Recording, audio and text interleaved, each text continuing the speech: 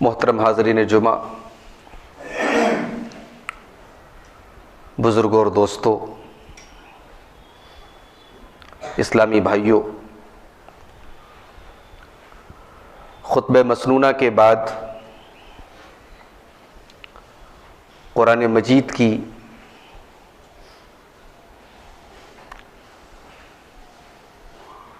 پانچویں پارے کی ایک آیت آپ کے سامنے پڑھی گئی اور صحیح مسلم کی ایک حدیث پیش کی گئی۔ آئیے پہلے آیت کو دیکھ لیتے ہیں۔ اللہ فرماتا ہے کہ ما یفعل اللہ بعذابکم، اللہ تم پر اپنا عذاب کیوں نازل کرے گا؟ ان شکرتم وآمنتم، اگر تم اللہ تبارک و تعالیٰ کا شکریہ ادا کرتے رہو، اس کا شکر کرتے رہو اور اس کے اوپر ایمان رکھتے رہو، اللہ کیوں اپنا عذاب نازل کرے گا؟ اس آیت میں اللہ تبارک و تعالیٰ اپنے بندوں سے سوال بھی کر رہا ہے اور بہت سارے سوالوں کا جواب بھی دے رہا ہے۔ اگر ہمیں یہ محسوس ہوتا ہے کہ آج ہم پر بہت طریقے کی مصیبتیں اور پریشانیاں آ رہی ہیں، تو کیوں آ رہی ہیں؟ تو جواب اس آیت میں موجود ہے۔ یہ زلزلے، یہ سیلاب، یہ ظالم حکمراں، یہ ذلت و رسوائی، یہ جان و مال کے خطرے، یہ جو بھی مصیبتیں اور پریشانی کیوں آ رہی ہیں، یہ اللہ نے وجہ بتا دی۔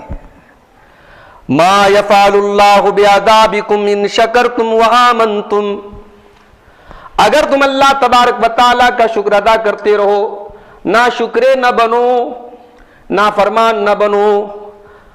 اب یہ شکر کا جو لفظ ہے عربی میں، ایک تو ہوتا ہے زبان سے شکر ادا کرنا، وہ تو ہم لوگ کر ہی لیتے ہیں۔ کوئی پوچھتا ہے صاحب کیا حال چال، ہم کہتے ہیں الحمدللہ۔ الحمدللہ کہنے میں کتنا ٹائم لگتا ہے بھائی، لیکن شکر کا اصل مطلب کیا ہوتا ہے یہ سمجھیے آپ۔ شکر کا مطلب ہوتا ہے کہ اللہ تبارک و تعالیٰ نے جو نعمت آپ کو دی ہے، اس نعمت کو اللہ کی مرضی کے لیے استعمال کرے، دیٹ از کالڈ شکر، یہ شکر ہے۔ زبان اللہ کی نعمت ہے، ان سے پوچھو اس نعمت کی قدر کیا ہے جن کو اللہ نے زبان کی طاقت نہیں دی ہے، جو گونگے ہیں۔ آپ کو اللہ نے زبان دی ہے، اب اس زبان سے آپ گالی بھی بک سکتے ہیں، جھوٹ بھی بول سکتے ہیں، غیبت بھی کر سکتے ہیں، چغلی بھی کر سکتے ہیں، اچھی باتیں بھی کر سکتے ہیں، اللہ رسول کی باتیں بھی کر سکتے ہیں، قرآن بھی پڑھ سکتے ہیں۔ اب اگر آپ نے زبان کا صحیح استعمال کیا تو یہ اس نعمت پر اللہ کا شکر ہے، اور آپ نے زبان کا غلط استعمال کیا تو یہ اس نعمت پر اللہ کی ناشکری ہے۔ آنکھیں اللہ کی بہت عظیم نعمت ہے، آنکھیں نہ ہو تو یہ دنیا ہمارے لیے بلیک اینڈ وائٹ بلکہ بلیک ہی ہو جائے گی۔ آنکھوں کی قدر ان سے پوچھو جن کو اللہ نے آنکھوں سے محروم رکھا ہے۔ ابھی آنکھوں پر اگر آپ اللہ کا شکر ادا کرنا چاہتے تو غلط چیزوں کو دیکھ کر کے مرو کے راما شرافت سے گزر جائیں، اپنی نظروں کی حفاظت کریں۔ یہی آنکھ کے اوپر، نگاہ کے اوپر اللہ کا شکر ہے۔ ہر نعمت پر آپ یہ اصول اپلائی کرتے چلے جائیے۔ اللہ کی دی ہوئی نعمتوں کا صحیح استعمال یہی شکر ہے میرے بھائی۔ اللہ فرماتا ہے میرے بندو، ہم تم پر اپنا عذاب کیوں نازل کریں گے اگر تم ہمارے شکر گزار بن جاؤ، ہماری نعمتوں کا صحیح استعمال کرو، وآمنتم، اور تم ایمان والے بن جاؤ، تم اللہ کے اوپر ایمان رکھنے والے بن جاؤ، تم ایمان میں مضبوط بن جاؤ۔ وَكَانَ اللَّهُ شَاكِرًا عَلِيمًا، اور اللہ کی شان تو یہ ہے کہ اللہ شاکر ہے۔ تم چھوٹی سی نیکی کرتے ہو، تمہاری نیکی میں ہزاروں خامیاں ہوتی ہیں، ہزاروں خرابیاں ہوتی ہیں، پھر بھی اللہ تمہاری نیکی کو قبول کر لیتا ہے، وہ تو نیکیوں کی قدر کرنے والا ہے۔ وَكَانَ اللَّهُ شَاكِرًا عَلِيمًا، وہ تو تمہارے دل کی حالت سے بھی واقف ہے۔ جب تم کوئی نیکی کرتے ہو، جب بھی تم کوئی عمل کرتے ہو، تمہارے دل کے اندر کیا چل رہا ہے، تمہاری نیت کیا ہے، تمہارے دل کے اندر ارادہ کیا ہے، یہ بھی اللہ کو معلوم ہے۔ اللہ شاکر ہے، اللہ علیم ہے۔ یہ ہو گیا اس آیت کا مطلب جو میں نے آپ کے سامنے پڑھا تھا۔ اب آئیے حدیث دیکھ لیتے ہیں، بڑی مشہور حدیث ہے، سنی ہوگی آپ نے۔ امام مسلم رحمۃ اللہ علیہ صحیح مسلم کے اندر کتاب الایمان کے اندر یہ حدیث لائے ہیں۔ حدیث کے راوی حضرت ابو ہریرہ رضی اللہ تعالیٰ عنہ ہیں۔ اللہ کے پیارے نبی صلی اللہ علیہ وسلم نے فرمایا، بدأ الاسلام غریبا، اسلام کا آغاز اجنبیت کی حالت میں ہوا، اسلام کی شروعات اجنبیت کی حالت میں ہوئی۔ اللہ کے پیارے نبی نے جب اسلام کی دعوت کا آغاز کیا، توحید کی دعوت کا آغاز کیا، اللہ کی طرف لوگوں کو بلایا، مکہ والوں کے لیے بڑی عجیب و غریب بات تھی۔ ان کو یہ بات ان کے دماغ میں ہی نہیں آتی تھی کہ ہم 360 خداؤں کو چھوڑ کر کے، 360 معبودوں کو چھوڑ کر کے ہم ایک اللہ کی عبادت کیسے کریں۔ وہ کہتے تھے ان ھذا لشیء عجیب، یہ تو بڑی عجیب و غریب چیز ہے۔ جب اللہ کے نبی ان کو مرنے کے بعد قیامت کے دن اٹھنے کی بات کہتے تھے تو وہ کیا کہتے تھے؟ اَإِذَا مِتْنَا وَكُنَّا تُرَابًا ذَلِكَ رَجْعٌ بَعِيدٌ، کیا جب ہم مر جائیں گے اور مٹی میں مل جائیں گے، ہماری ہڈیاں ختم ہو جائیں گی، پھر اللہ تعالیٰ ہم کو دوبارہ کیسے زندہ کرے گا؟ یہ تو بڑی عجیب بات ہے۔ تو اسلام کی شروعات جب ہوئی، اسلام اجنبی تھا، پھر دھیرے دھیرے دھیرے دھیرے پورے عرب میں اور پھر پوری دنیا میں اسلام پھیلتا چلا گیا۔ لیکن اللہ کے نبی اگلی جو بات کہہ رہے اس پر غور کیجیے، بدا الاسلام غریبا، اسلام کی شروعات اجنبیت کی حالت میں ہوئی، وسیعود کما بدا غریبا، اور ان قریب ایک ایسا دور آنے والا ہے، قیامت کے پہلے ایک ایسا دور آنے والا ہے جب یہ اسلام اجنبی بن جائے گا، اسلام پر چلنے والے اجنبی بن جائے۔ اجنبی کا مطلب سمجھتے ہیں؟ اجنبی کا مطلب یہ ہے کہ آپ دلی گئے، دلی میں آپ کا کوئی جاننے والا نہیں ہے، کوئی جان پہچان کا نہیں ہے، نیا شہر ہے، اجنبی لوگ ہیں، اب وہاں اترے ہیں اب آپ کو کوئی جانتا نہیں ہے، آپ اس شہر کے لیے اجنبی ہیں، وہ شہر آپ کے لیے اجنبی ہے۔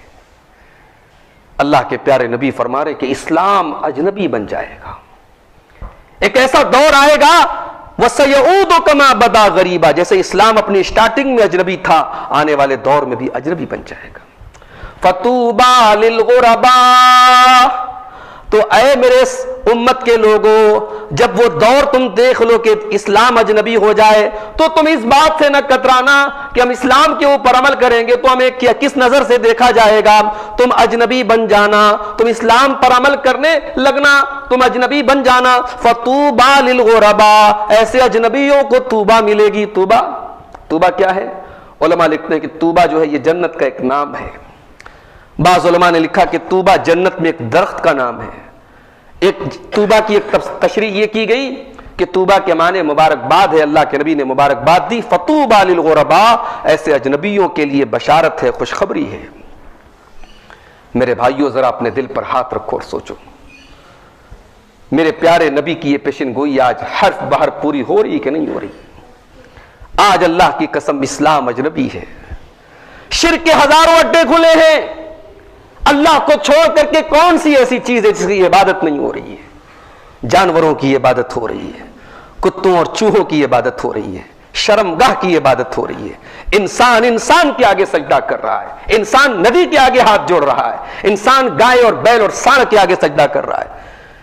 آج توحید اجنبی ہے، آج توحید اجنبی ہے، آج شرک عام ہو چکا ہے، اور اس شرک کے ماحول میں آپ دیکھیں غیر اللہ کی عبادت کوئی کرے تو کوئی مسئلہ نہیں ہے، لیکن کوئی نماز پڑھ لے ریلوے اسٹیشن پر، کوئی نماز پڑھ لے ایئرپورٹ پر، کوئی نماز پڑھ لے ٹرین پر، تو فوراً سب کی نظریں جو ہے چکا چوندھ ہو جاتی ہیں اور سب کی نظریں اس کی طرف آکرشت ہو جاتی ہیں۔ یہ کیا ہو رہا ہے؟ توحید اجنبی ہے۔ اور افسوس کی بات تو یہ ہے کہ یہ توحید لا الہ الا اللہ کہنے والوں کے درمیان بھی اجنبی بن چکی ہے۔ آج کتنے مسلمان ہیں جن کو توحید کا مطلب نہیں معلوم، جن کی پیشانی اللہ کو چھوڑ کر کے غیروں کے آستانوں پر جھکتی ہے، جن کے بچوں کے ہاتھوں اور پیر میں اور گلے میں تعویذ اور دھاگے ملتے ہیں، جن کے گھر کی عورتیں دین اور عقیدے اور توحید سے دور ہیں۔ یہ توحید آج ہمارے گھروں میں اجنبی بن گئی۔ میرے بھائی، ہم سے قبر میں پوچھا جائے گا من رب کا، تیرا رب کون ہے؟ آج بھارت کے اندر 20-25 کروڑ مسلمان ہیں، ذرا سب مسلمانوں سے پوچھا جائے تم اپنے رب کے بارے میں کیا جانتے ہو؟ ایک بڑی تعداد میں ایسے مسلمان آپ کو ملیں گے جو اپنے رب کے بارے میں کچھ نہیں جانتے۔ وہ مسلمان گھر میں پیدا ہوئے، وہ گوشت کھا رہے ہیں، وہ ٹوپی لگا رہے ہیں، وہ لنگی پہن رہے ہیں، یہ ان کے اسلام کی پہچان ہے۔ میرے بھائیوں، یہ توحید اس دنیا کی حرکت قلب ہے، یہ دنیا چل رہی ہے توحید کی بدولت. جس دن توحید کی آواز بند ہو جائے گی، جیسے انسان کا ہارٹ کام کرنا بند کر دے، اس کے دل کی حرکت بند ہو جائے تو انسان مر جاتا ہے، دنیا بھی مر جائے گی. اللہ کے نبی فرماتے لا تقوم الساعة حتى لا يقال في الارض اللہ اللہ. بخاری اور مسلم کی روایت ہے. قیامت اس وقت تک نہیں آئے گی جب تک زمین کے اوپر اللہ اللہ کہا جا رہا ہے. اور مسند احمد کی ایک حدیث میں اللہ کے نبی نے یہ فرمایا حتی لا یقال فی الارض لا الہ الا اللہ. جب تک زمین کے اوپر لا الہ الا اللہ کہا جا رہا ہے تب تک قیامت نہیں آئے گی. جس دن آخری آدمی بھی دنیا سے ختم ہو جائے گا لا الہ الا اللہ کہنے والا، وہ دنیا کا آخری دن ہوگا، اسی دن قیامت قائم ہو جائے گی. توحید اجنبی ہے. اور آپ نظریں اٹھا کے دیکھیں، زنا کے اڈے آباد ہیں، بدکاری کے اڈے آباد ہیں. نکاح کو ہم نے مشکل بنا دیا، جائز طریقے سے اپنی خواہشات کو مشکل بنا دیا. آج نوجوان اگر اپنی عفت اور اپنی پاک دامنی کی حفاظت کرنا چاہے، چاہے وہ مرد ہو چاہے وہ عورت ہو، تو یہ اجنبی ہے. بھئی کوئی نوجوان لڑکا اگر یہ کہے کہ میں ان سب چکروں میں نہیں پڑتا، میرا کسی سے کوئی افیئر نہیں ہے، میرے موبائل پر کسی غلط چیز کا کوئی ثبوت نہیں ہے، کوئی چیز نہیں ہے، لوگ کہیں گے ارے یہ تو بڑا عجیب آدمی ہے، یہ تو زمانے سے قدم ملا کر نہیں چل رہا ہے. آج بے غیرتی اتنی عام ہو گئی، آج بدکاری اتنی عام ہو گئی کہ عفت اور حیا اور پاک دامنی یہ اجنبی بن گئی میرے بھائیوں. آج مسلمانوں کے گھروں سے شرم و حیا کا جنازہ نکل گیا. قرآن کریم میں اللہ نے فرمایا کہ عورتیں ایسے بچوں سے پردہ نہ کریں تو چلے گا کہ اب الطفل الذین لم یظہروا علی عورات النساء، ایسے چھوٹے بچے جو عورتوں کے پردے کی باتیں نہ جانتے ہوں. اللہ نے سورہ نور کے اندر جہاں پردے کا حکم دیا، اللہ نے کچھ لسٹ گنائی کہ ان چیزوں ان مردوں سے یا ان رشتہ داروں سے عورت کو پردہ کرنے کی ضرورت نہیں ہے. اس میں اللہ نے کیا فرمایا اب الطفل الذین لم یظہروا علی عورات النساء، ایسے چھوٹے بچے جو عورتوں کی راز کی باتیں نہ جانتے ہوں. آج اسکولوں میں اور کالجوں میں سیکس ایجوکیشن دی جا رہی ہے. آج بچے جو ہے وہ بچے نہیں رہ گئے، بچے وقت کے پہلے بالغ ہو گئے. شرم و حیا کا جنازہ گھروں سے نکل گیا میرے بھائی. انگلی کی ایک کلک پر دنیا کی ساری گندگی آج موبائل پر ہمارے اسکرین پر موجود ہے. آج کے اس دور میں شرم و حیا اجنبی بن گئی. اللہ کے پیارے نبی نے فرمایا تھا ما یکون الحیاء فی شیء الا زانہ، جس چیز کے اندر حیا ہوتی ہے حیا اس کو مزین کر دیتی ہے، جس چیز کے اندر سے حیا نکال لی جائے وہ عیبدار ہو جاتی ہے. اللہ کے نبی نے فرمایا تھا، طبرانی کی صحیح روایت ہے کہ الحیاء والایمان قرنا جمیعا، حیا اور ایمان دونوں ایک دوسرے کا حصہ ہیں. جس دل میں حیا ہے اس میں ایمان ہوگا، جس میں ایمان ہے اس میں حیا ہوگی. حیا کو نکال دو ایمان ختم ہو جائے گا، ایمان کو نکال دو حیا ختم ہو جائے گی. اللہ کے پیارے نبی صلی اللہ علیہ وسلم نے فرمایا تھا کہ پہلے کے نبیوں کے کلام میں ایک بات یہ بھی ملتی ہے اذا لم تستحی فاصنع ما شئت، اگر تیرے اندر حیا نہ ہو تو تو جو چاہے کرے. آج حیا اجنبی بن گئی ہے. آج عورتوں کے اندر خوبصورتی ہے، اچھے کپڑے ہیں، اچھی سجنا سورنا ہے، سب کچھ ہے، حیا نہیں. معاشرے میں چراغ لے کے ڈھونڈو حیا نہیں ملتی میرے بھائی. قرآن کریم میں اللہ نے ایک عورت کا ذکر کیا، یہ موسیٰ علیہ السلام کے دور کی عورت ہے. باپ کا نام شعیب ہے، شعیب کی 2 بیٹیاں ہیں. اللہ نے ان دونوں بیٹیوں کا ذکر کیا قرآن میں. اللہ نے ان بیٹیوں کا نام نہیں بتایا، وہ کتنی خوبصورت تھی اللہ نے یہ نہیں بتایا، وہ کیسی دکھنے میں تھی اللہ نے یہ نہیں بتایا. اللہ نے ان دونوں بیٹیوں میں سے ایک بیٹی کی حیا کا ذکر کیا.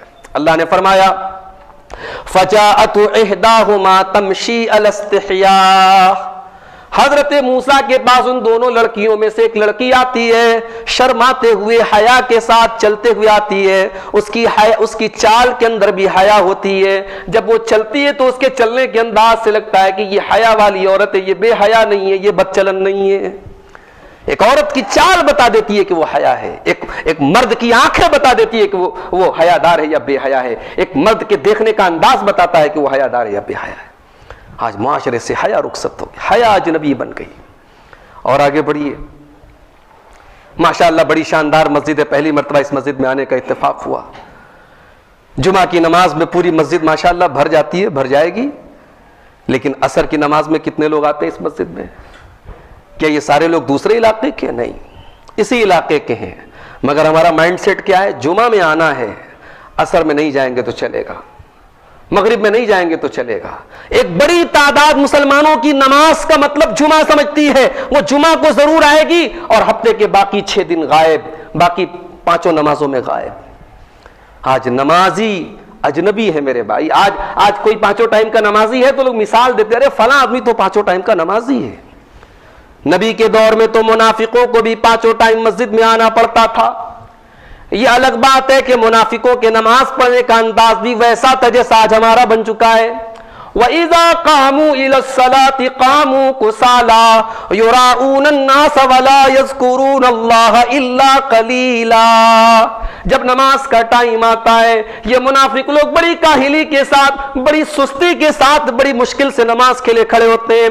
یہ لوگوں کو دکھانے کے لیے نماز پڑھتے ہیں اور اللہ کو بہت کم یاد کرتے ہیں. یہ نبی اللہ نے منافقوں کی نشانی بتائی تھی. یعنی نبی کے دور میں منافقوں کو بھی پانچوں ٹائم نماز میں آنا پڑتا تھا. ماشاءاللہ ہمارا کاروبار چل رہا ہے, ہماری دکانیں چل رہی ہیں, اللہ ہم کو روزی دے رہا ہے, اور ہم اتنے بڑے بغیرت ہیں, اتنے بڑے ناشکرے ہیں کہ ہم 24 گھنٹے میں 5 ٹائم اس رب کی بارگاہ میں سجدہ نہیں کر سکتے. ارے اللہ چاہتا ہمیں سڑک پر لا دے, اللہ چاہے ہمیں بھکاری بنا دے, اگر اس نے ہمیں دولت دی ہے, ہمیں اچھا مکان دیا ہے, ہمیں بال بچے دیے, ہمیں سکون کی زندگی دی ہے, یہ اس اللہ کی نعمت ہے.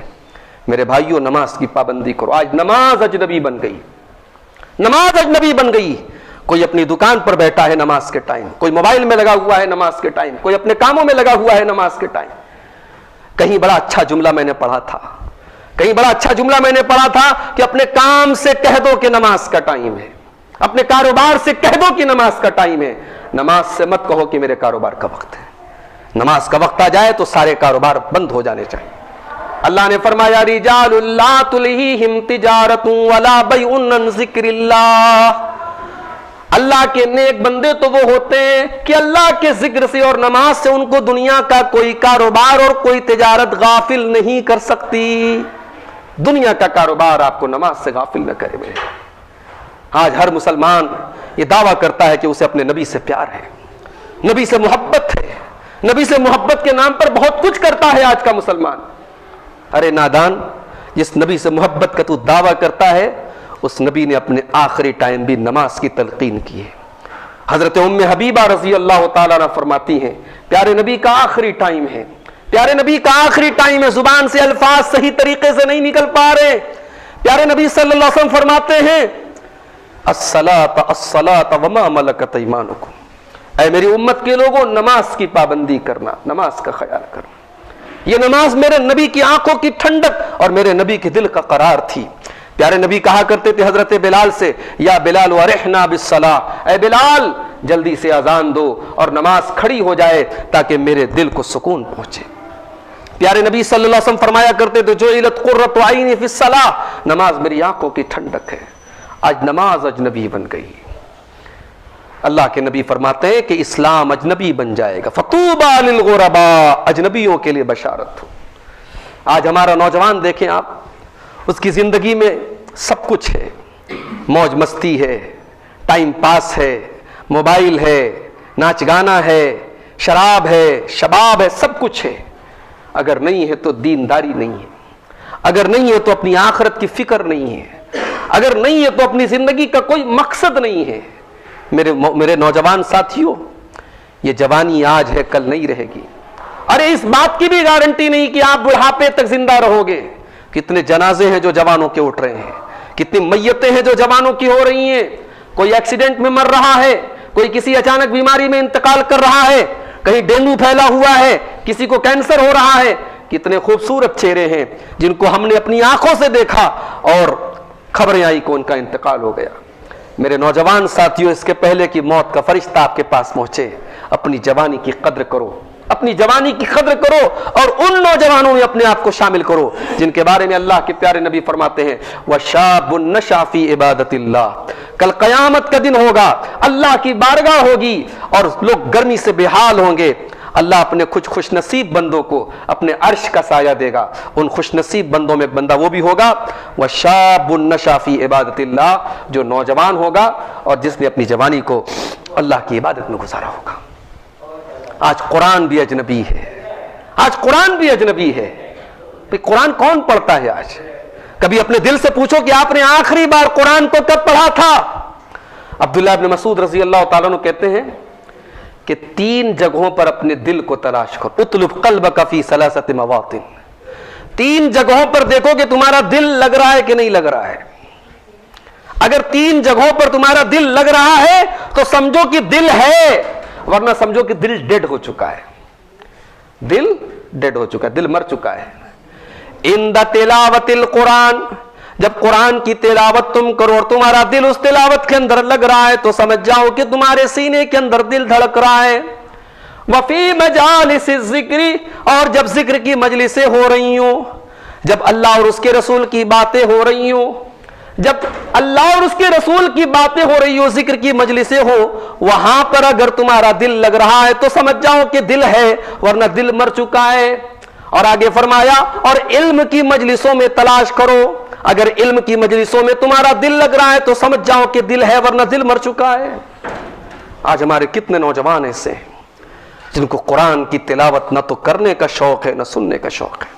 ان کے کانوں میں ہیڈ فون لگے ہیں, بلوٹوتھ ہیڈ سیٹ لگے ہیں, اور وہ مستی میں چل رہے ہیں, بائک پر, کار پر, دکانوں پر بیٹھے. کیا سن رہے ہیں؟ گانے سن رہے ہیں, میوزک سن رہے ہیں. ان سے پوچھو بھائی تم یہ کیوں سن رہے ہو؟ کہتے اس سے ہمارے دل کو سکون ملتا ہے, اس سے ہمیں ہمارے دل کو شانتی ملتی ہے. جس دل کو میوزک سے سکون ملے میرے بھائی وہ دل مردہ ہے.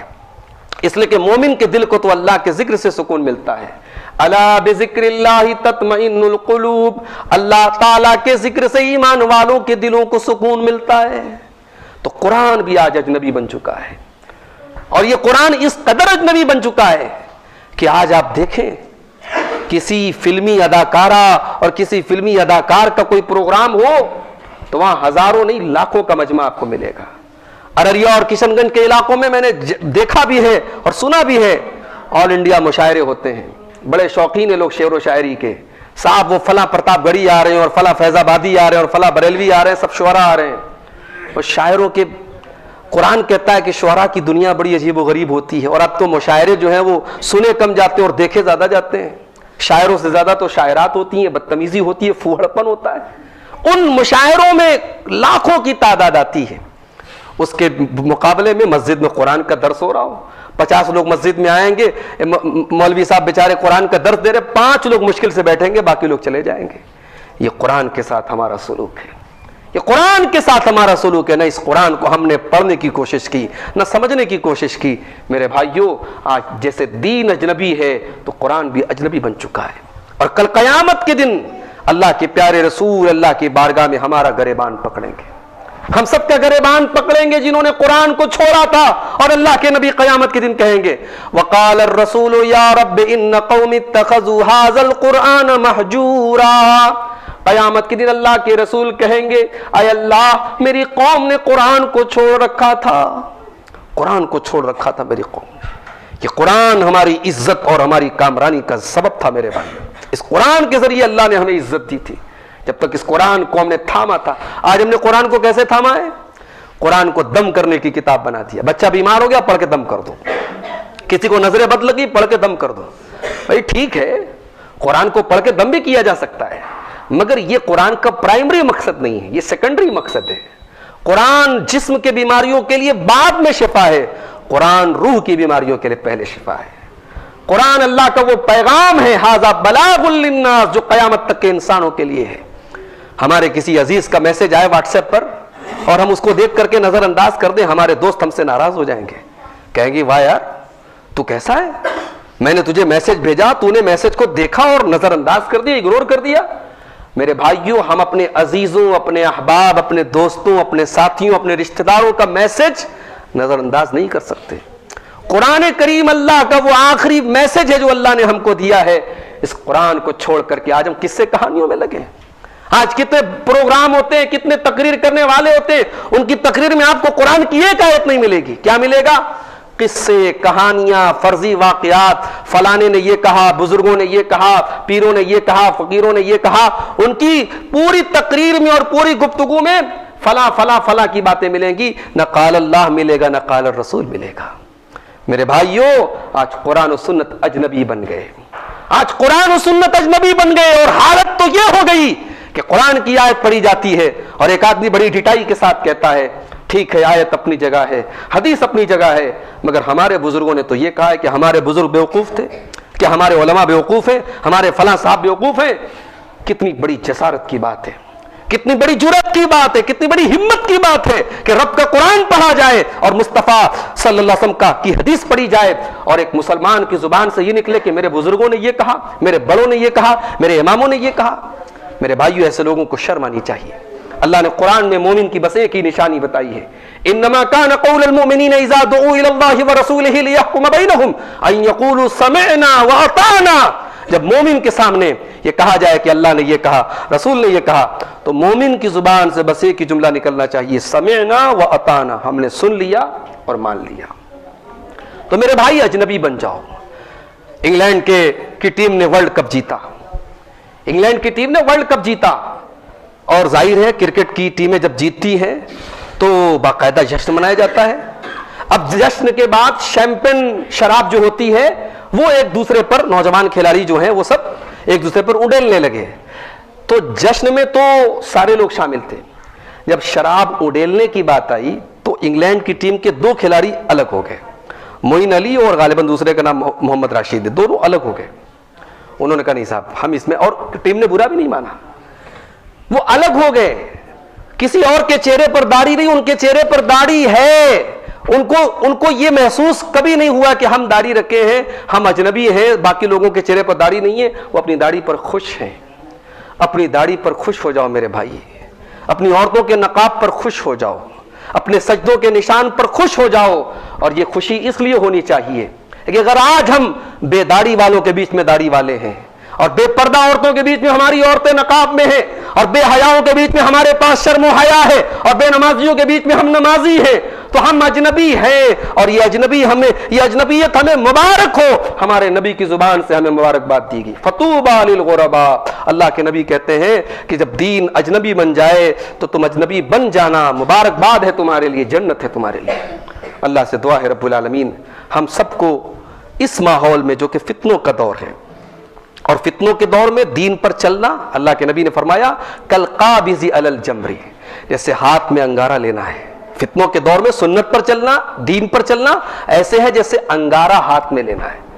اللہ سے دعا کیجیے اللہ فتنوں کے اس دور میں ہم سب کو کتاب و سنت پر چلنے کی توفیق عطا فرمائے۔ اللہ ہماری صفوں میں اتحاد پیدا فرما دے، اللہ ہمارے نوجوانوں کی اصلاح فرما دے، اللہ ہماری ماؤں بہنوں کی اصلاح فرما دے۔ جو ہم میں سے بے نمازی ہیں اللہ ان کو نمازی بنا دے، جو نمازی ہیں اللہ ان کی نمازوں میں خشوع اور خضوع پیدا فرما دے۔ رب العالمین ہمیں زندگی کی آخری سانس تک توحید و سنت پر چلنے والا بنا دے۔ جو ہم میں بیمار ہیں اللہ ان کو شفائے کامیابی عطا فرمائے، جو روزی روٹی سے پریشان ہیں اللہ ان کو رزق حلال عطا فرمائے۔ اللہ ہمیں فتنوں کے اس دور میں مختلف قسم کے فتنے ہیں، اللہ سب فتنوں سے ہم سب کی حفاظت فرمائے۔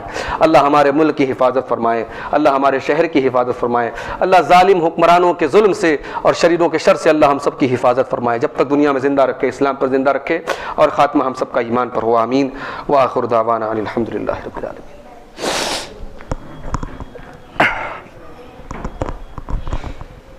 الحمدللہ کفا وسلام علی عبادہ الذین اصطفی، اما بعد۔ اعوذ باللہ من الشیطان الرجیم، بسم اللہ الرحمن الرحیم۔ ان اللہ وملائکتہ یصلون علی النبی یا ایہا الذین آمنوا صلوا علیہ وسلموا تسلیما۔ اللہم صل علی محمد وعلی آل محمد کما صلیت علی ابراہیم وعلی آل ابراہیم انک حمید مجید۔ اللہم بارک علی محمد وعلی آل محمد کما بارکت علی ابراہیم وعلی آل ابراہیم انک حمید مجید۔ اللہم اعز الاسلام والمسلمین واذل الشرک والمشرکین ودمر اعداء الدین، آمین۔ ان اللہ یأمر بالعدل والاحسان وایتاء ذی القربى وینہی عن الفحشاء والمنکر والبغی یعظکم لعلکم تذکرون۔